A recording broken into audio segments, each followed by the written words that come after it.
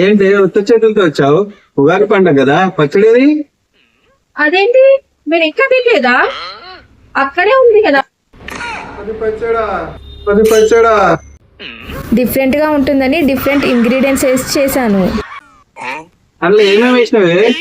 తీపిగా ఉండడం కోసం చాక్లెట్, చేదుగా ఉండడం కోసం కాకరకాయ, ఒగరుగా ఉండడం కోసం వెనిగర్, పులుపుగా ఉండడం కోసం కట్టమిట్ట, కారంగా ఉండడం కోసం ఒక ఆవకాయ వేసారు. అంతే ఇవ్వండి. తొందరగా తీసి చెప్పండి ఎలా ఉందో. నిజం చెప్పవే. నన్ను ఏ విధంగా ఒక విధంగా వదిలించుకోవాలని చూసి ఇలా చేస్తున్నావు కదా. ఆపండి.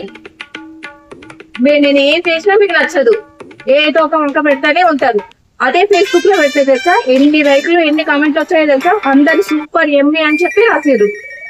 మీరు మాత్రం నేనేం చేసినా బాగాలేదు బాగాలేదు అంటారు. తిన్నోడికి తెలుస్తుంది బాగా, చూసినోడికి ఏం తెలుస్తుంది? కడుపులో దేవేస్తుంది. ముందు చూడాలి నాకు. ఇప్పుడు తింటావా తినవా?